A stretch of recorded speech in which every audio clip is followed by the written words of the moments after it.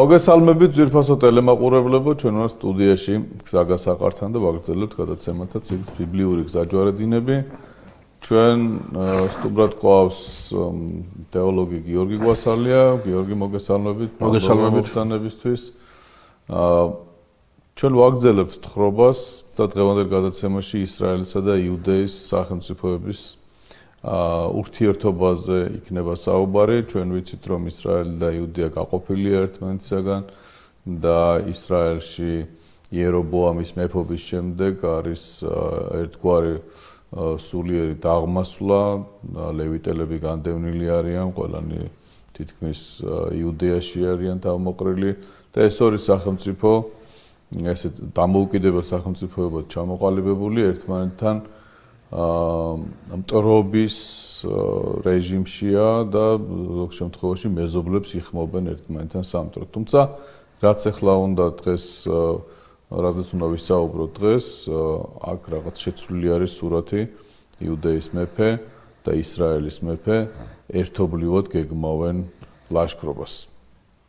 გიორგი, რა ხდება, რამ შეცვალა ეს ყველაფერი, ეს მდგომარეობა, როდესაც აი ამ მტრობიდან რაღაცაზე შეთანხმდნენ ისრაელისა და იუდეის მეფეები. და ამის მერე ხო არ იწყება გაერთიანება სახელმწიფოსი, ხო არ იწყება ისრაელის სწორგზაზე დადგომა?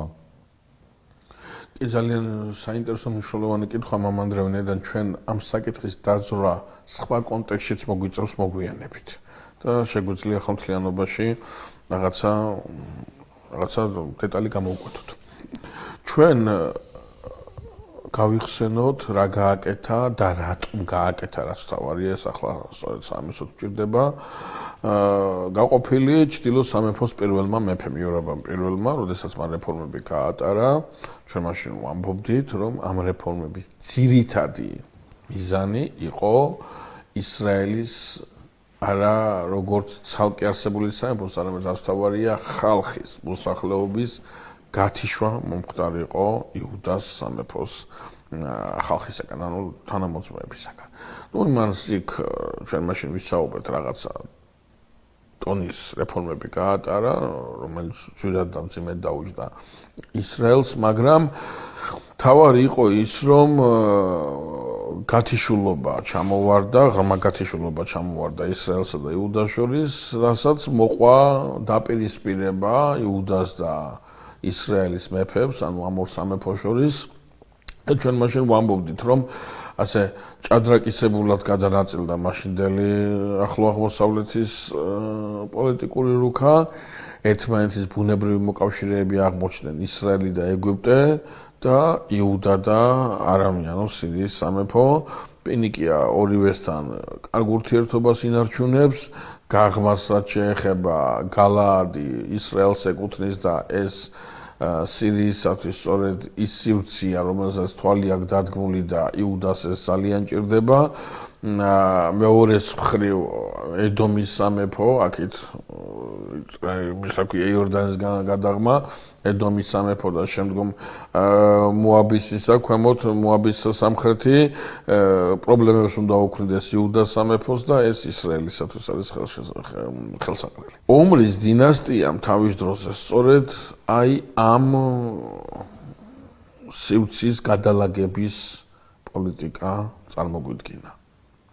მან ომრიმ ჩვენ გვახსოვს, ადრე ვამბობდით, ჩაიბარა ძალიან დასუსტებული ისრაელი.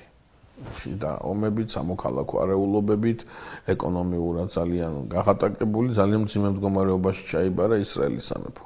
და მისი ფეხზე დადგომისათვის ისრაელს არსებითად ჭირდებოდა მშვიდობიანი პერიოდი. და ამ მშვიდობიან პერიოდს ის ვერანაირად ვერ იმას იზავდა, ვერ მოიპოვებდა, თუ კი იუდას სამეფოსთან არ ექნებოდა კეთილგანწყობილი ურთიერთობა. ამიტომაც ომრი თავიდანვე დაიწყო საგარეო პოლიტიკის ისე წარმართვა, რომ იუდას სამეფოსთან მას კეთილმეზობლური ურთიერთობა ჰქონოდა, რაც გამოიხატა პოლიტიკურ ქორწინებაში. მან ორი პოლიტიკური ქორწინების, ასე ვთქვათ, პროვოცირება მოახდინა. ერთის მხრივ აქაბი, მისი ძე, დააქორწინა იმისა ქვია სიდონის მეფის ასულზე, იეზებიელზე, ხოლო მეორეს მხრივ ფიქრობენ იეზებიელის და ანდა აქაბისა და იეზებიელის ქალიშვილი გოთოლია დააქორწინა იუდას მეფე იოსაფატის ვაჟზე და ეს ორი პოლიტიკური ქორწინებამ ისრაელს ჩრდილო-დასავლეთით და სამხრეთით მშვიდობიანი ურთიერთობისა და მშვიდობიანი ვაჭრობის საშუალება მისცა, რამაც ისრაელი ფეხზე წამოაყენა და ერთ-ერთი, ასე ვთქვათ, ანგარიშგასაწევ ძალად კვლავ წარმოადგინა ახლო აღმოსავლეთის პოლიტიკურ რუკაზე.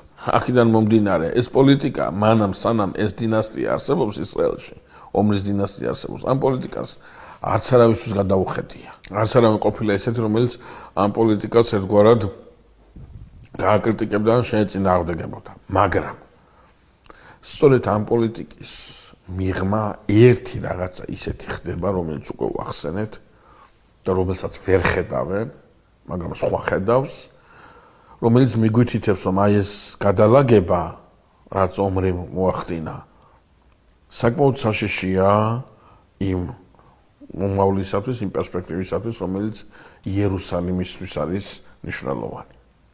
კი, ეს მშვიდობიანი თანაცხოვრება იერუსალიმსაც აწყობს სამარიასთან, თავისთავად ცხადია, მშვიდობა ყველასათვის ხელსაყრელია, მაგრამ იმ პირობებით, რა პირობებითაც ის ჩამოვარდა, ერთი დიდი საშიშროება უნდა იყოს გათვალისწინებული. რა არის ეს? ეს არის დავითის სახლის და ომრის სახლის დანათესავება. ეს არის ამორი სამეფო გვარის დაახლოება. ეს არის დავითის გვარში ომრის დინასტიიდან დედოფლის მოყვანა. მეფე იოსაფატი, რომელიც ჩვენ თითქმის არ გვეხსენებია და ახლა უნდა ვახსენოთ, არის იუდაში მეფე ასა მეფის ძიარი, რომელიც თუ კი იუდას მეფეებს ავიღებ და კეთილმორწმუნე, კეთილმსახურ მეფეებს გამოვყოფთ, ერთ-ერთი დიდია. ძალიან ისეთი ღვთისმოსავი და საკმაოდ ისეთი ის არის, აქვია, გამორჩეული მეფეა. მაგრამ ის ვერ ხედავს იმ საშიშროებას, ასაშიშროებაც ამ დინასტიურ ქორწინებას შეიძლება მოყვეს. ჩვენ ამას მერეც ვიტყვით, რომ წინასწარმეტყველი აფრთხილებს მას. რომ ეს ქორწინება არ შედგეს, მაგრამ ის მაინც წავა ნაბიჯზე და ძალიან ძვირადაც დაუშვდება იუდიას. მაგრამ თქვენ კითხვაზე პასუხს არ გავაგრძელებ, აქ მე ამას შევეხებით სხვა დროს. აქ მხოლოდ ის აღვნიშნოთ, რომ ეს კეთილმეზობლური ურთიერთობა ისრაელსა და იუდას შორის ეფუძნება სწორედ აი ამ მოვლენას, რომელიც ძალიან შეფარვით, ძალიან ცუდად არის შეპარული იერუსალიმში და ძალიან მძიმე რაღაცეების გაკეთებას აპირებს. ბიბლიაში ამ შემთხვევაში საუბარია იმასთან დაკავშირებით, რომ ის მარცხი, რომელი მარცხი ჩვენ უკვე ამაზე ვისაუბრეთ, ბენედადმა იგემა აქაბისაგან და დამასკოში ვაჭრობის პრივილეგიები მოიპოვა ისრაელმა და გალაადის პრობლემა გადაწყდა, ჩანს სირია არ აპირებს ამ ტერიტორიიდან გასვლას და ამ ტერიტორიის დათმობას არც გავა. ჩვენ უბრალოდ სამომავლო პერსპექტივით ვთქვათ, რომ თავიდან აი ისრაელის ლიკვიდაცია მიდის ამ პრინციპით, ჯერ ტრანსიორდანია გაქრება, შემდგომ ჩრდილო ისრაელი გაქრება და მერე სამხრეთ იუდეა გაქრება. აი როგორც დაალაგდა, აი ისე ალაგდება. აი ეს სივრცე ისრაელისა. აი აქ ამ ადგილას, ხო, წმინდა წერილი გვეუბნება, რომ 3 წლის განმავლობაში არ იყო კონფლიქტი, რაც სავარაუდოდ სირიის მეფისათვის იყო საჭირო იმ მარცხის მოსანელებლად და აღსადგენად, რაც მან აქაბთან იწვია და აქაბი სვავს კითხვას, რატო არ გადის სირია, სატო არ გაყავს ჯარები გალაადის ტერიტორიიდან, ანუ ტრანსიორდანიიდან, ეს იგულისხმება გალაადის ტერიტორიაში, ტრანსიორდანიიდან და რატომ არის რომ ამ ხნის განმავლობაში სულათი არ იცვლება დამარცხებული დამასკოს მხრიდან. წმინდა წერილში არ გვაქვს ჩვენ ეს მოცემულობა, მაგრამ ყველანაირი საშუალება გვაქვს ჩვენ და უფლება გვაქვს ვიფიქროთ, რომ მოლაპარაკებამ შედეგი არ მოიტანა. ამიტომ კონფლიქტი უნდა გადაწყდეს ომის საშუალებით და აი ამ ომზე საუბრობს სწორედ წმინდა წერილი, როდესაც აქაბი გადაწყვეტილებას მიიღებს გაილაშქროს გალაადში, გალაადის რამოთის მიმართულებით და სირიის ჯარები განდევნოს იქიდან და როგორც მოკავშირე ძალას მოუხმობს იუდას მეფეს, მეფე იოსაფატს, რომელიც თავისი ძალებით, სამხედრო ძალებით ჩავა სამარიაში. მოლაპარაკები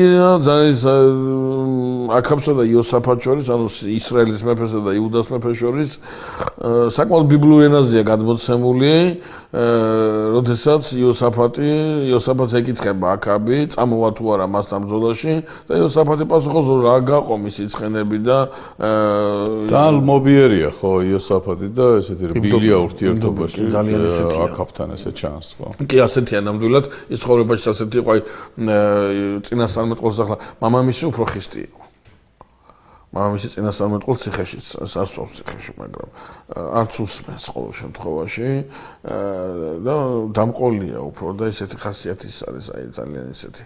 ხო, რბილი ჩანს ამ ურთიერთობაში ყოველ შემთხვევაში. ხო და ვერ ხედავს ამის გამო, ვერ ხედავს თელ იმ საშიშროებას, რაც აქაბის დინასტიასთან, მისი დინასტიის, უბრალოდ დავითის დინასტიის, აი ასე დაახლოება შეიძლება მოყვეს.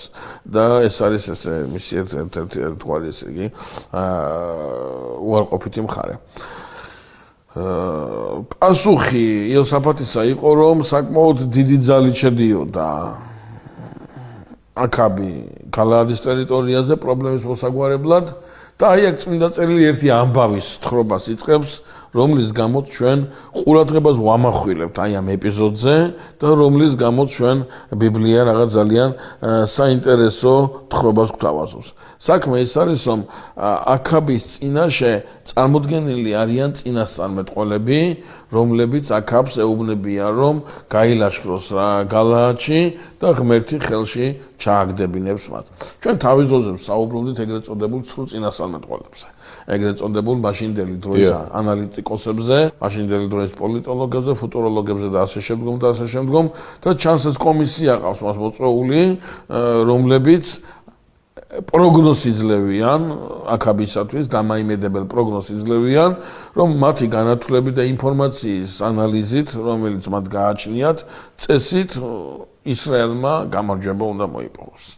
აი ამ შეხვედრას, აი ამ ჯგუფთან, რომელსაც სულ წინასწარმეტყველების სახით არის წარმოდგენილი წმინდა წერილში, აი ამ შეხვედრას ამ ჯგუფთან ესწრება მეფე იოსაფატიც, იერუსალიმიდან ჩასული მეფე იოსაფატიც და ჩანს აი ეს სცენა როგორია, იცით რა მანდრია?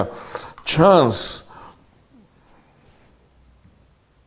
ძალიან ხელოვნურობა, ზედაპირულობა იმ მიმართვისა, რაც ესმის იოსაფატს აი ამ ჯგუფისაგან, აი ამ ეგრეთ წოდებული პროფესიონალებისაგან. ამიტომაც შეეკითხება იოსაფატი აქაბს, უფლის წინასწარმეტყველი თუ ყავსო აქ? ანუ შენ ასენი რასაც გეუბნებიან, ხო? გადავამოწმოთ. ხო. მე ახლა ამათ კი არ ვედავები, მაგრამ მე რაღაცა სხვა რამეს უფრო ვენდობოდი, ვიდრე ამათ ანალიზს. და ეს ძალიან თამამი ნათქვამია მეფისაგან. ხა ეს ვიღაცას რო უთხრას გასაგებია, მაგრამ ეს ეუბნება მეფეს ელაპარაკება, ხო ისიც. და პრაქტიკულად მეფეს ეუბნება, რომ იმას რასაც შენ ეყრდნობი, ეს არ არის საყრდენი.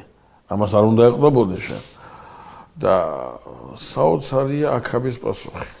ჩვენ წინა გადაცემაში მაყურებელს შევახსენე, ნაბუთეს ვენახზე გვქონდა საუბარი და აქაბის თავისებურებაზე ვსაუბრობდით. აი რაღაც საინტერესო პერსონაჟიც იცით. აი ახლა აქაც ასეუბნება იოსაფატს აქაბი. არის აქ ერთი წინასწარმეტყველიო, მიქამა არ მიყვარსო ისო. სულ ჩემს საწინააღმდეგოს ამბობს რაღაცას. სასაცილო. აი ეს ბოროტება როგორ უბნელებს ადამიანს გონებას, სიამაყე როგორ არაძლევს საშუალებას იაზროვნოს. რომ პრინციპში ისო სულ შესაწინააღმდეგოს გეუბნება, ეს უნდა გაინტერესებდეს სწორედ. ხო. ეს უნდა ამას უნდა უკვირდებოდეს სწორედ. მაგრამ ამიტომ ეს აქ გავიხსენოთ აი წინა შეხვედრაზე, ჩვენ წინა გადაცემაში ვისაუბრეთ ამასთან, ელია რო შეხვდება აქაბს მომაგენიო ხო ისევ ჩემო მტერო. აი ელია რატომ უნდა ემტერებოდეს აქავს? აი რა საერთო აქვს ელიას აქავთან, მაგრამ აქაბი აღიქვავს ელიას მტრად. თუ ელია აქავს მტრად კი არ აღიქვავს. აქაბი ელიას მტრად აღიქვავს. და აქაც ესეთია რომ არ მოსწონს ეს მიქა აქავს, იმიტომ რომ რო ეს სიამოვნება ისეთ რამეს არ ეტყვის და რატომ უნდა უსვინოს ამას? ყავს აგე თავის უწილასთან მეტყოლები, აქებენ, ადიდებენ 24 საათის განმავლობაში და იქნება მათთან და აი სიამეში იოსაფატი, მე ჩვენ უკვე ვთქვით მამაო, რომ საკმაოდ კეთილმორწმუნე მეფეა, საკმაოდ ისეთი მოღვაწე მეფეა ძალიან. და იოსაფატისათვის აი ეს სცენა ერთადერთი რამის გამოა მიუღებელი. ამ სცენაში არ არის უფალი, ხმერს ვერ ხედავს აქ. ხო, სულიერი ადამიანი ჩანს, სხვა ხედვა აქვს და აი ეს დაინახა მან, რომ საკმარისი არ არის ეს რაღაც მხოლოდ მიციური ანგარიშებით აძლევენ მეფეს რეკომენდაციებს. სხვათა შორის წმინდა წერილში დავითი ერთი პერიოდი არ იხსენიება და პირველად მისი მოხსენება დაიწყება იოსაფატის მამის დროს. დავითები დადიოდა და დავითს აგართვა კარგახანი სანამ ეს არ მოხდება ხო დავითი საერთოდ წმინდაზე საერთოდ არ იხსენიება და აი აქ მამამისის დროს დაიწყობა ასე გაზარდა შვილი და ძალიან აქვს ეს ღმერთთან ურთიერთობის აი ეს ცოცხალი ურთიერთობის ეს სრული გამოხატული ამ პიროვნებას. ასე ნუ იტყვისო მეფე, შენი შროს მისცემს კიდევ ერთხელ იოსაფატი ძალიან მაღლა დგას აქაბზე. ხო. ასე ნუ იტყვისო მეფე. წინასწარ მეტყველზე ასე ნუ ლაპარაკობ. ხო, იმიტომ რომ მაგრამ ისიც რაღაც ემორჩილება თითქოს მიყვება, რაღაც არ ბრაზობს. ეს უფრო დიპლომატია. იმიტომ იოსაფატმა მოითხოვა კიდევ იმაც. ჭირდება ახლა ეს. ხო, ნუ აი, ახლა როგორ არის? ხო არა, ეს ჭირდება იმის ჯარი რა ქვია, იუდას ჯარი ჭირდება იმას რა ქვია, აქაბს. ხო და გასცემს ბრძანებას რომ მომიყვანეთო მიქა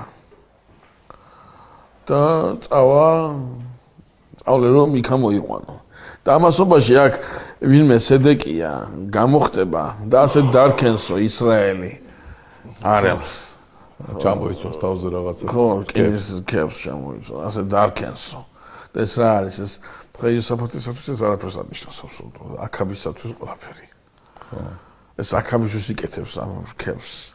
მაგრამ წმინდა წერილში არის ძალიან საინტერესო მომენტი წარმოდგენილი. ძალიან საინტერესო. ეს ჯგუფი რომ იდის. მიქასთან რომ მივლენ ეუბნებიან. ახლა შენც რაეთა. ახლაო ჩაო მეფესთან მივდივარ და იქაო ესეთ რაღაცებს ეუბნებიან რომ მოწონს. შენც იგივე უნდა უთხრაო.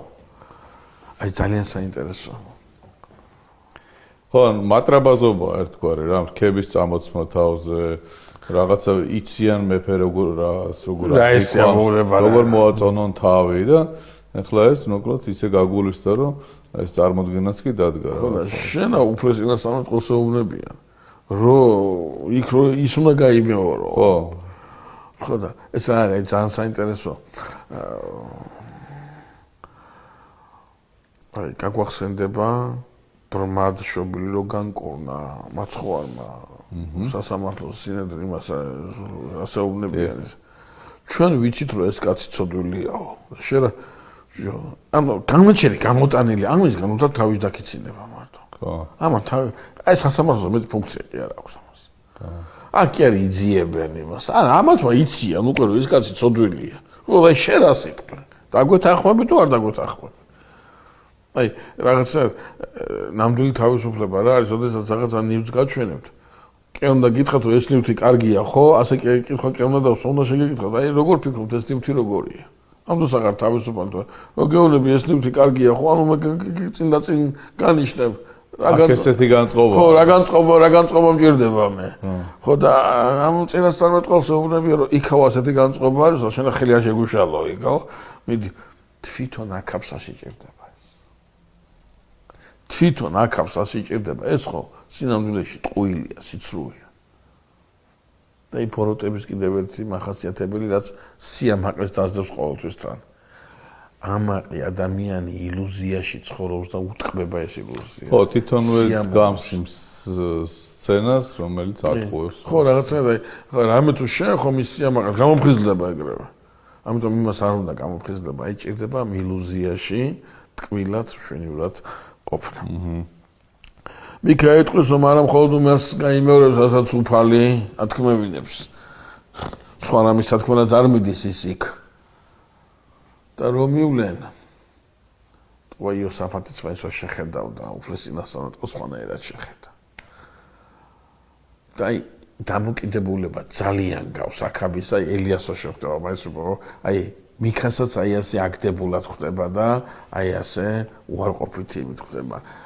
რა სიტყვიო მიქა ახლა ჩვენ გავიმარჯვებთ თუ არ მიქა პასუხობს კი მიდი მეფეო გაიმარჯვებ ეთქობა ტონი ქონდა ისეთი ირონიული ხო აღარ შეეწინააღმდეგა ხო აზრი არა მიდი გაიმარჯვებ ხო ახლა შენ ეთქობა ტონი ქონდა ისე ირონიული ჩანს აშკარად იოსაფატმა ყველაფერი გაიგო ხო და ჩანს აქაც სხვა გამოსავალი არ აქვს და ტონი ამ რამდენჯერ უნდა გითხრა რომ სიმართლე მითხარიო ნახეთ თან სიმართლეს ითხოვს ეს თან ვერ იტანს ხო არ უნდა არც ერთი უნდა და არც მეორე საერთოდ მიქა არ უნდა არსებობდეს ელი არ უნდა არსებობდეს არ უნდა იყოს ნაბოთი არ უნდა იყოს ეს ხალხი არ უნდა იყოს ასეთი ისრაელი უნდა იმას რა ქვია აქავს ხო და იმას რა ქვია მიქა ეტყვის რომ ნახეო ისრაელი როგორ დაფანტული თხეს ჯოგი აქეთ მომოფანტული ამბობს უფალიო რომ მშვიდობით დაბრუნდნო თავის სახლშიო ვერ ექნება თუ წარმატება ამ ომში და ეს კინესკები რო გაიკეთა ის მივა მიქას და სილას გააწნის ეს რომელმა უფლისულმა გამოგიცხადა მე რო გვერდია მიარა და შენთან მოვიდაო გესმით რომ ანდრია რა არის მნიშვნელოვანი აი აქ მიქას აი ამ სიტყვაში აშკარად დაინახეს სიტყვის ძალმოსილება მიქამ რაღაცა ისე თქვა რომ დამაფიქრებელი იყო ისო უფალმა უთხრა ამაში ეჭვი არავისაც შეპარვია და ესა ამ იმას აქვია რომ აღიზიანებს ამ კაცს რომ ესაო შენ რატო რო გამოგეცხადაო მე არ გამომეცხადებოდაო და ოთახიდან ოთახში რო დაიწყებო სირბილს დასამალად აი მე გაიხსენებო მას მიქეუნება როგორი უშიშარობაა ხო იმას დასწვიდა რქები ეგრე. იმას დასწვიდა როგორი უშიშარობა ხა. ხა მიქა არის მარტონო ხა იოსაფატსაგან წყობა შეიძლება მიქა მარციცის.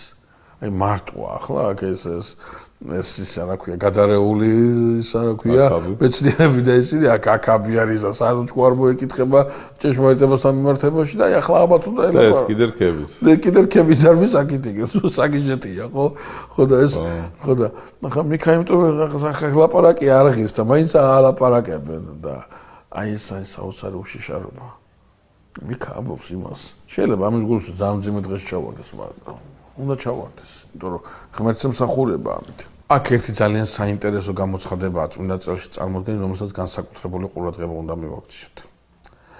მიქა ჩანს იოსაფატის გასაგონად. შეიძლება აქაბის გასაგონადაც, მაგრამ აი იოსაფატი განსაკუთრებით უნდა დაფიქრდეს აი ამ მონათხრობზე. უფლის საყდარი იხილა მან და მის წინაშე მსახურისულები არიან შემოკრებილნი და უფალი კითხულობს ვინ გაიტყუებს ვაქაფს და წარდგაო ერთი სული და უთხრაო უფალს მე გავიტყუებო აქაფს როგორო და სიცრუის სულად ვექცევიო მის წინასწარმეტყველთა პირშიო და უფალმა უთხრა წადი და ვიცი გააკეთებ კიდევაც და აი ეს სიცრუის სულია რომელიც საუბრობს ახლა ამ წინასწარმეტყველების აქ ალბათ განმარტება იქნება ცოტა საჭირო. ხო ცხადია. მე არ ვიცი ჩვენს გადაცემაში რამდენად მოესწრება, მაგრამ საკმაოდ რთული წინასწარმეტყველი, რომელიც ღვთისმსახურია, ღვთის სიტყვას ამბობს, აქ ეხლა აცხადებს, რომ ღმერთმა გადაწყვიტა აქაბის გატყუება. და სრული მოუვლინა მის წინასწარმეტყველებს. არა, ეს სული ის არის, უფლის საყდრის წინაშე როა წარდგანა, სრულად იქცევა ამან ბაგეებში. ხო, სრულად იქცევა და იოსაფატს ღვთისნებით უნდა გაიტყუონ. იოსაფატი კი არა, აქაბი. და თუ ღვთისნება არის, რომ აქაბი გაიტყუონ, ღვთის წინასწარმეტყველივე მოდის და ამას ამბობს. ხო აქ მე მგონი ბევრ რაღაცას სჭირდება ახსნა და მე არ ვიცი ამ გადაცემაში ჩაეტევოთ ხო არა აქ მარტივად ჩვენ ერთ რამე უნდა ითქვას რომ რაღაც მოკლედ თუ შეიძლება ითქვას ეს სიცრუის სული უნდა ჩადგეს ცუწინასამეტყველთა ბაგებში დიახ ამათთან არა მიქასთან არამედ აი მასთან რა ქვია კინის ქიან კანცერთან და იმათ დიახ ანუ აქ არის საუბარი რასთან დაკავშირებით ჩვენ აუცილებლად უნდა გავიხსენოთ ის რაც მოხდა ფარაონთან დაკავშირებით რა მოხდა ფარაონთან დაკავშირებით ეს მე ვარ რომ გულს უსასტიკებ ფარაონს ბრძანებს უფალი ეს მე ვარ რომ თქვენ თავს არ ვაშვებინებ ფარაონს და ჩვენ მაშინ ვისაუბრეთ ამასთან დაკავშირებით რა დააშავა ფარაონმა თუ ღმერთი აკეთებინებს ამას ხო და ჩვენ მაშინ ხაზგასმით რამდენიმე მაგალითი მოვიყვანეთ და იქვე ვთქვით რომ ეს არის არა ის რომ სიტყვაზე თქვა ღმერთი სპეციალურად რაღაცას აკეთებინებს ფარაონს რომ მე დასაჯოს კიდევაც ხო არა თავისთავად ცხადია ჩვენ ამოსავალი წერტილი ქონდა ჩვენ რა წმინდა მამათა სწავლების ყვალობაზე ამოსავალი წერტილი ქონდა ფარაონის გადაწყვეტილებაზე რომ მას არ უნდა დაინახოს ღმერთი უარი თქვა მან ამაზე არ ვიცი ღმერთი არ მინდა ღმერთი არ ხედავ ღმერთს მიუხედავად იმისა რამდენჯერმე მოსეს და არონს ეთქვას რომ წადი ჩემთვისაც ილოცეთ ასე შემდგომ და ასე შემდგომ არასდროს ფარაონს არ უღიარებია რომ ისრაელის ღმერთი ეს არის ღმერთი რომლის წინაშე მას და თელმა მისმა პანთეონმა უხლი უნდა მოიდრიკოს ასეთი რამე არ უღიარებია სხვაგვარად რომ თქვა როდესაც ფარაონთან დაკავშირებით ღმერთი ამბობს რომ ეს მე ვარ რომ გულს უსასტიკებას ეს მე ვარ რომ არ ვაშვებინებ თქვენ თავს ჩვენ მაშინ ვთქვით რომ ეს არის მაჩვენებელი იმისა რომ ღმერთმა ფარაონს მოუხსნა ის აზროვნებითი შემწეობის საშუალება აზროვნება ღმერთისაგან ეძლევა ადამიანს მართლობის ნიჭი ღმერთისაგან ეძლევა ადამიანს და აი ადამიანური ძალების თავისი შეხედულებების არამარა დატოვა აი ამის ამარა დატოვა და აი შენი ძალებით რისი გამკეთებელი ხარ ხო შენი ძალებით სადამდე შეგიძლია მიხვიდე მივიდა იქამდე რომ შთანთქმულ იქნა მეწამულ ზღვაში ზუსტად იგივე ანალოგია აქ უბრალოდ ხატოვნად არის გადმოცემული ამბავი იმასთან დაკავშირებით რომ ღმერთს არ უყურებს აქაბი აქაბმა ნახა 3 წელიწადნახევრიანი წვიმა და შემდგომ საკუთარი თვალებით ნახა ქარმელის მთაზე ელიას სასწაულმა რა უნდა უჩვენოს მას ნახეთ მამანდრე კიდევ როგორ უკავშირდება როგორ ემგვანება ერთმანეთს აქაბი ახლულ მიწაზე და ფარაონი მონობის ქვეყანაში როგორ გვანან ესენი ერთმანეთს როგორ დაამგვანა აქაბმა ისრაელი ეგვიპტეს როგორ დაამგვანა აი წინა შეხვედრაზე ჩვენ საუბრობდით ამაზე ვენახს ეპატრონება აქაბი რომ ბოსტანი გააშენოს აქ როგორ მიდის აქაბი იმისკენ რომ აღთქმული მიწა სივრცე რომელიც ღმერთმა აღუთქვა აბრაამს ისააკს და იაკობს მათგან დაცარილებული იყოს და მათგან ასე ვთქვათ მოუხმარი იყოს და მოუპატრონებელი იყოს ამიტომაც ამ შემთხვევაში აქაბი როგორც აქ ამდროინდელი ფარაონი ამათვის მოვლენილი ფარაონი ზუსტად იგივე იმის რა ქვია მდგომარეობაში წარმოაჩენს თავს და ეს ხატოვნად არის წარმოდგენილი სიცრუის სულად მოიგე რას ნიშნავს რაც სიამოვნებს იმის გაკეთების საშუალება მიეცემათ მათ არ უნდათ მიქას სმენა მათ არ უნდათ ელიას სმენა მათ უნდათ ამ რკინისქიანი კაცის სმენა ანუ მე რას ვიზავ მე ვიზავ იმას რომ ფარველი ვიქნები ამ მიქასი და არ იქნება შეწევნა არ იქნება მათ შეწევნა არ იქნებათ ღვთაებრივი ნორმალური ლოგიკური აზროვნების საშუალება ექნებათ რადგან არ უნდა საინტერესოა წინა გადაცემაში მე ვახსენე ფარაონი აქაბთან დაკავშირებით ახლა გიორგი შენც ამას ამბობ რომ ეს არის თანამედროვე ფარაონი ისრაელის სახელმწიფოში რომელიც ბევრ რამე ელემენტს იმეორებს ის რასაც ეგვიპტეში ვხედავთ ფარაონის დამოკიდებულებაში დიახ ეს ასეა ნამდვილად და აი ეს არის გავიტყუებ ამას ნიშნავს რომ გატყუება რას ნიშნავს ფარაონი გატყუებული არ იქნა მეწამულ ზღვასთან რატო წაიყვანა ღმერთმა მეწამული ზღვით რომ გზაერია თუ იფიქრა ფარაონმა გატყუება ამას ნიშნავს სწორედ რომ ამ შემთხვევაში აქაბი ამ თავის უწინასწარმეტყველებს უფრო მოусვას ვიდრე მიქას. ანუ ღმერთმა კი არ გაიტყვა ეს აქაბის არჩევანია.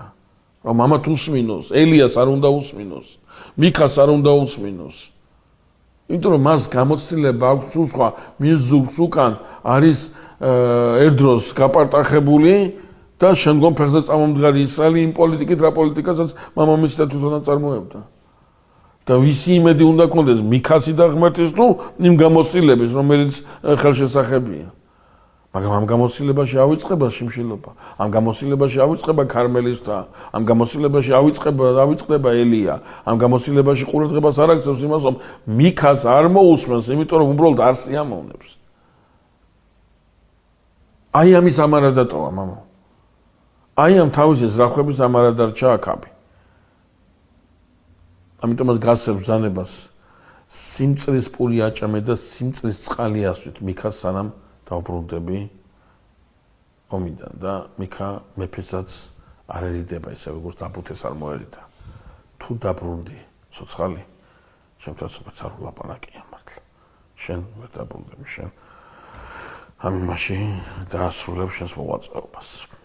რაც შეეხება ომს მიქა თავის დავაწყდა როგორც ყველა წინასწარმეტყველი ძალიან მწმეხოს გაიზიარებს. რაც შეეხება ომს ჩვენ გვაქვს რედაქციული სხვაობა, სეპტუაგინტაც და სხვანაირად გვეუბნება და მასორეტული ტექსტი და სხვანაირად მასორეტული ტექსტი გვეუბნება რომ აქაბი ეუბნება იოსაფატს რომ ის დარჩეს თავისი სამოსით და თვითონ შევა. აი როგორ იყო თვითონ ომში არ იქნება მეფის სამოსი და იოსაფატის სამეფო სამოსი.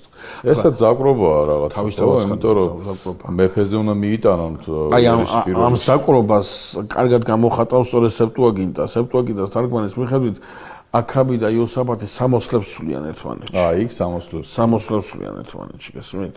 აი ჩვენ ახლა იქ რამდენიმე ტექსტუალის ახლა მაყურებელს აღარ დავღლით ამ იმით ეს იოსაფატის რაღაცა თვისებასაც ავლეს ესეთი დამყოლი როგორ არის ესეთი დამყოლი ან ღმერთია ძალიან მინდობილი ეს კაცი ერთი და იგივეა იოსაფატს ვერ წარმოუდგენია იმას ვერ ვიტყვით რომ შიში აქვს ახლა ამის და შიში დაკეთებს ამას არა შიში არ აქვს არა ნამდვილად საკმაოდ თამამია უნებლიეთ წარმეტყველზე ესე ნუ ამ ვარ შეიძლება იქ მოდი იმასაც დაუძახოთ მისი რჩევით ხდება არა გარდა ამისა ჩვენ მე ვნახავთ იოსაფატის მოღვაწეობას იოსაფატი საკმაოდ კაცრია კერპების საკაროცა წმენს იმას რა ქვია იუდიას საკმაოდ დაუნდებელია და დავითს გვახსენებს ბევრ შემთხვევაში ყოველთვის არა თავისთავად ცხადია მაგრამ როგორია თვითონ მამანდრი აი ესეთი ვერ წარმოუდგენია აქაბისნაირი მზაკვარობა ანუ ის ამას არ იკადრებდა თან მიქას სიტყვას ენდობა როგორც ჩანს ეს მისთვის წინასწარმეტყველია რომელიც ღვთის სიტყვას ასე იგი აცხადებს და კი ამიტომ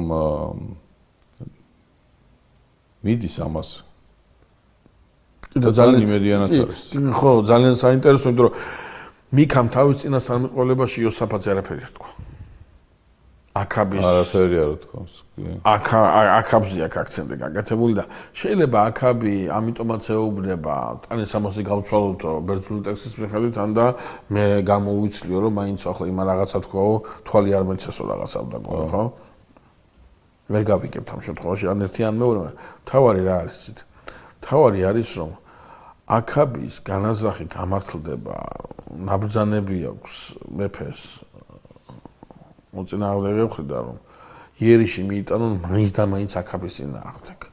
ნუ ბუნებრივიც არის, ხო? და სამეფო ტანსაცმელში ვისაც ხედავენ იმის წინააღმდეგ წავლენ. და იოსაფატმა დაინა ყვირილი დაიწყო. აქაბი არ გეგონდოთ. ხო არა, მართლა ნუ ასეა, მე ვარ, ხო და მიხვდნენ ეს აქაბი არისო, ეს რა ქვია, შეიძლება ტონითაც შეიძლება იმითაც და დაანებეს მერე თავი. ანუ შეიძლება აქაბის იმაში ის იყო რომ ეს ახლა ეს იოსაფატს მიაკლავენო და მე ახლა აქ იმას ვიზავ რა ქვია ბევრი რამე შეიძლება ეს იუდას მედარჩება ხო ბევრი რამე შეიძლება რომ იოსაფატის რძალი აქაბის გალიშვილი და იქ მან მთელი ამბები მოხდება ჩვენ ვისაუბროთ ხა რა მინდა ვთქვა იეზებიელის რჩევაც ექნებოდა აქაბს ალბათ არ არის გამორიცხული იეზებიელისაგან დარიგებული შესამოსელის გამოცვლაზე შეიძლება ხო იმიტომ რომ აქ მიქას მოყვანა და ამ წინასწარმეტყველების ასე ისა იეზებიელის გარეშე ვერ გამედავდა ამას ხა რა არის საინტერესო არის ერთი ფრაზა რომელიც წმინდა წერილში ფიქსირდება და მე ყოველთვის ყურადღებას ვაქცევ ამ ფრაზას წმინდა წერილში ნათქვამია რომ ანას და თუ ანუ შემთხვევით ანუ უნებურად თუ ერთმა მოზიდა ეს ზოგადად ვიცით რომ შემთხვევით არაფერი ხდება. ხო. და წმინდა წერილი აქაბთან დაკავშირებით ამასაც კი შემთხვევას აი იმას ესე აღწერს. ხო ასე აღწერს.